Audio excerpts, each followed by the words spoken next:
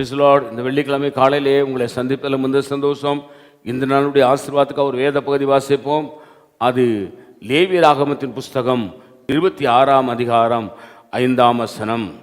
திராட்சை பழங்களும் பறிக்கும் காலம் வரைக்கும் போரடிப்பின் காலம் இருக்கும், விதைப்பு காலம் வரைக்கும் திராட்சரசம் பறிக்கும் காலம் இருக்கும். நீங்கள் உங்கள் அப்பத்தையும் திருப்தியாய் சாப்பிட்டு உங்கள் தேசத்தில் சுகமாய் குடியிருப்பீர்கள். அல்லேலூயா.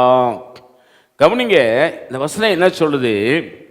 திராட்சரசம் பறிக்கும் காலம் வரைக்கும் போரடிக்கும் காலம் இருக்கும், விதைப்பு காலம் வரைக்கும் திராட்சை பழம் பறிக்கும் காலம் இருக்கும். நீங்கள் உங்கள் அப்பத்தை திருப்தியாக சாப்பிட்டு உங்கள் தேசத்தில் சுகமாய் குடியிருப்பீர்கள். எப்போ இது நடக்கும்?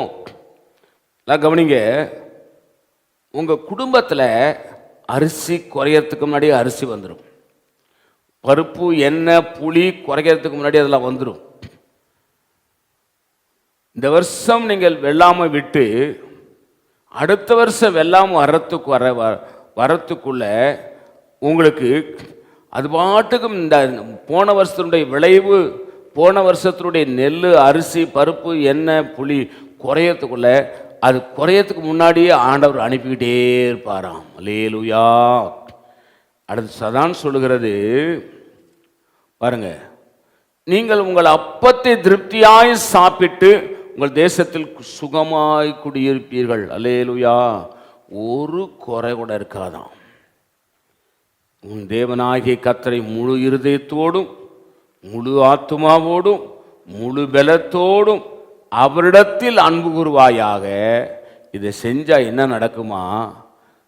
உன் அப்பத்தை திருப்தியாக சாப்பிட்டு ஒன்று கூட இருக்காது, அரிசி இல்லை பருப்பு இல்லை எண்ணெய் இல்லை, நமக்கு சாப்பாட்டுக்கு வேண்டிய தானியம் இல்லை, மளிகை ஜாமான் இல்லை, எதுவுமே இல்லை என்கிற வார்த்தை வாயில புறப்படுறதுக்கு முன்னாடியே கர்த்தர் நம்மளை ஆசீர்வதித்து கொண்டே இருப்பாராம். அல்லேலூயா.